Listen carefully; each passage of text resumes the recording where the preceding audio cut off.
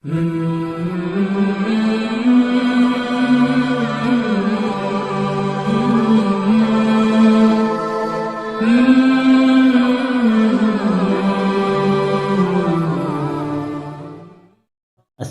علیکم۔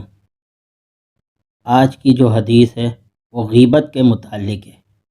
یہ حدیث شریف ہے، قال النبی صلی اللہ علیہ وسلم الغیبۃ اشد من الزنا۔ یہ حدیث شریف کا ترجمہ ہے کہ آپ صلی اللہ علیہ وسلم نے فرمایا، غیبت زیادہ سخت ہے زنا سے۔ پہلی بات تو یہ ہے کہ غیبت کسے کہتے ہیں؟ غیبت یہ ہے کہ کسی شخص کی غیر موجودگی میں اس کے متعلق ایسی بات کرنا کہ اگر وہ سنے تو ناپسند کرے، اور وہ بات اور وہ عیب بھی اس میں واقعتاً ہو۔ تو اس حدیث شریف کے اندر بتایا کہ غیبت زنا سے بھی بدتر گناہ ہے، بہت بڑا گناہ ہے۔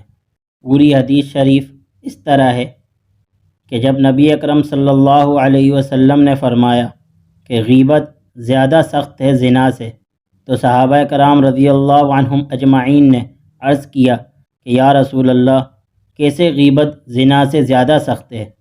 فرمایا کہ آدمی زنا کرتا ہے، پھر توبہ کر لیتا ہے تو اللہ تعالیٰ اسے معاف فرما دیتے ہیں، مگر غیبت کرنے والا جب تک توبہ کے ساتھ جس کی غیبت کی ہے اس سے معافی نہ مانگ لے تو معاف نہیں ہوتا۔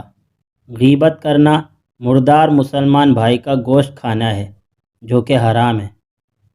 تو پتہ چلا کہ غیبت ایک ایسی بری چیز ہے کہ اگر غیبت کرنے والے نے جس کی غیبت کی ہے اس سے معافی نہ مانگی اور مر گیا تو اندیشہ ہے کہ اس کی نیکیاں اس کو دی جائیں گی جس کی غیبت کیا کرتا تھا۔